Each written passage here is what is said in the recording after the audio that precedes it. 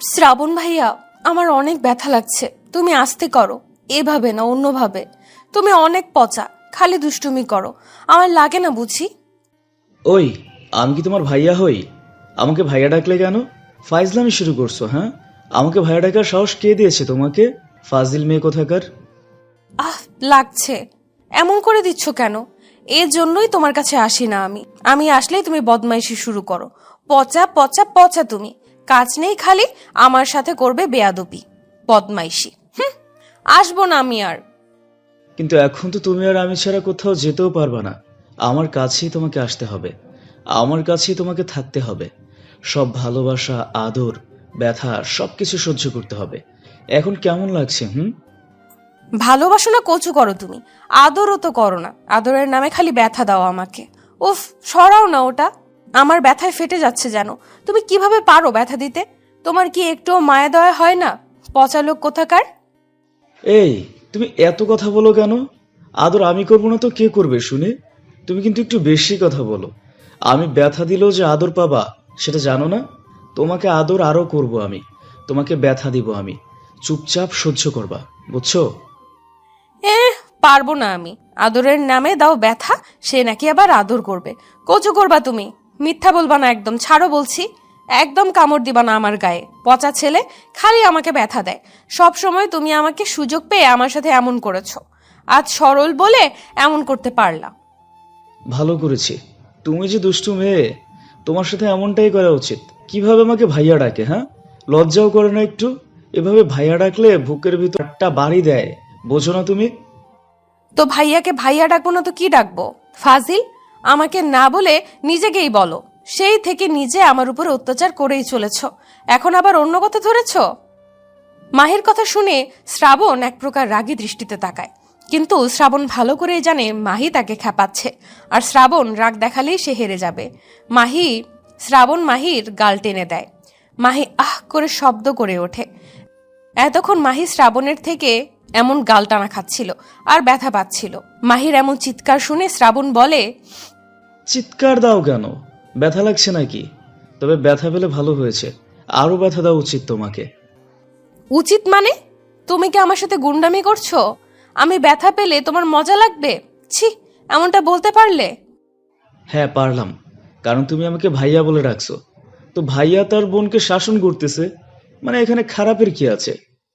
বাহ, ভালোই তো কথা শিখেছো। তা তোমাকে ভাইয়া ডাকবো না তো কি ডাকবো শুনি?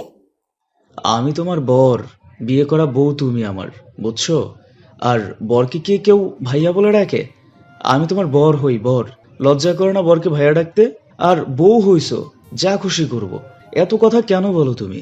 বউ হও না তুমি আমার? বউ হয়েছি ভালোবাসি তাই। আগে তো ভাইয়া ছিলা, তাই না? আর তুমি তো আমার সাথে এসব করার জন্যই বিয়ে করেছো, আমি বুঝি না? সব বুঝি। ছোট বাচ্চা না আমি ওকে, খালি আমার সাথে ওইসব করার ধান্দা। ইস, এভাবে বলতে নেই। আমি যে তোমাকে ভালোবাসি সোনা। তুমি আমার সুন্দরী বউ। বউকে আদর করতে হয়, ওইসবও করতে হয়। বোঝো না কেন গো তুমি? আহ, আবার দিচ্ছ ব্যথা তুমি। এবার দেখো, রক্ত বের হচ্ছে। আমি সবাইকে বলবো তুমি আমাকে ব্যথা দাও। এভাবে চিমটি যদি তোমাকে কাটতে পারতাম তাহলে বুঝতা কতটা ব্যথা লাগে। সব সময় তুমি আমার সাথে এমন করো। নখ বসে গেছে রক্ত বের হয়ে। শ্রাবণ মাহির হাতের দিকে তাকায়। আসলেই এবার জোরে চিমটি কাটা হয়েছে। একটু আগে মাহির হাতে হালকা করে কামড় দিয়েছিল শ্রাবণ, সেটার দাগও পড়ে আছে হাতে। দাগ পড়ার কারণ, মাহি ফর্সা গোলগাল চেহারার একটি সুন্দরী মেয়ে। একটুখানি আলতো করে ধরলেও যেন ওর হাতে অনেকটা লাল হয়ে যায়।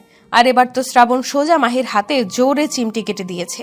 শ্রাবণের এমন কাণ্ডে মাহির চোখে যেন পানি চলে এসেছে। শ্রাবণ মাহির হাত ধরল। মাহি হাত ছাড়ানোর চেষ্টা করে, কিন্তু শ্রাবণ জোর করে হাত ধরে রেখেছে।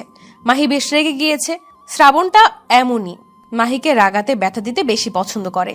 যদিও মাহির উপর এমন অত্যাচার করার পর মাহিকে আবার আদরও করে, কিন্তু মাহি শ্রাবণের এমন কাজে বেশ বিরক্ত। সে হাত ছাড়ানোর চেষ্টা করে কয়েকবার।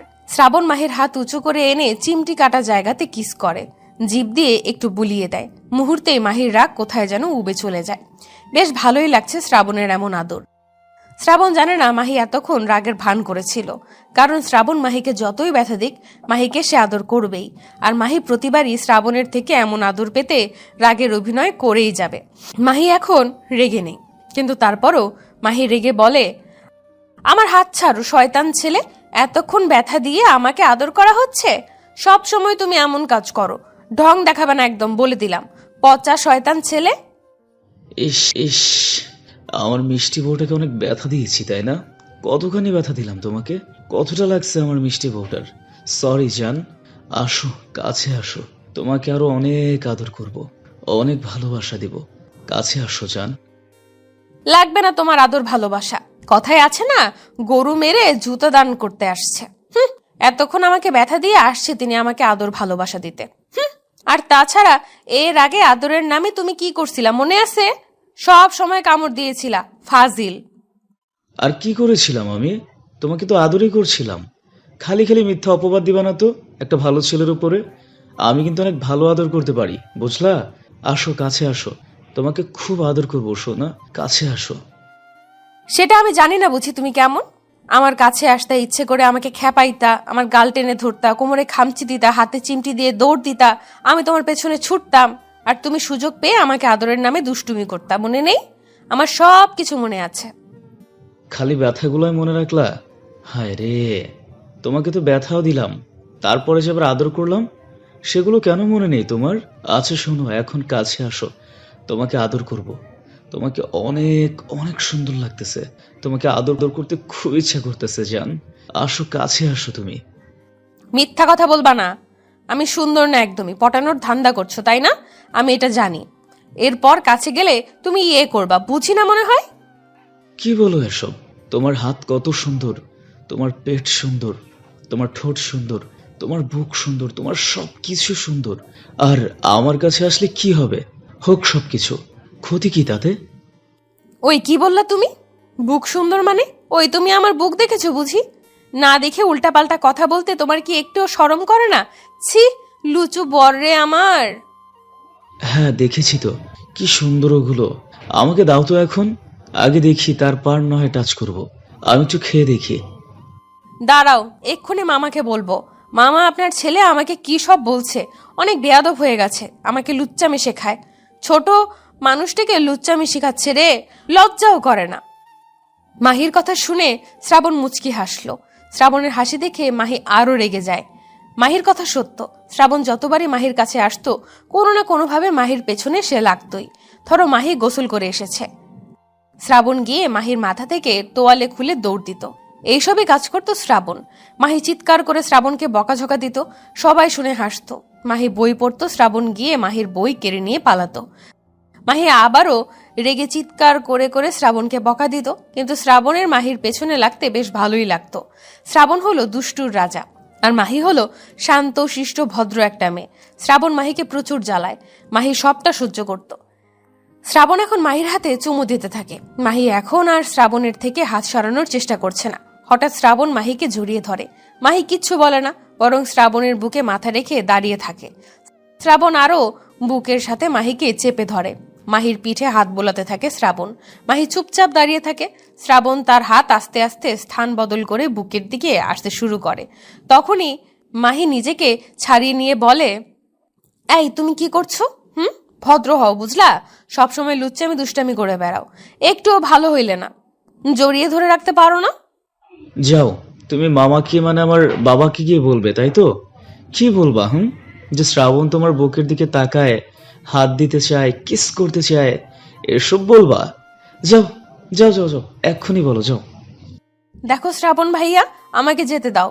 তোমার কাছে থাকলে তুমি কি সব করো, আমাকে কি সব করতে বাধ্য করো। আমাকে পচাও তুমি, আমাকে পটাও তুমি।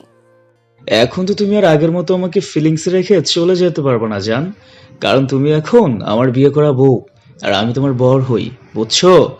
আমি যা বলবো তুমি এখন তাই করতে বাধ্য। আগের বিষয়গুলোকে বাদ দাও সোনা, এখন আমার কাছেই তোমাকে থাকতে হবে।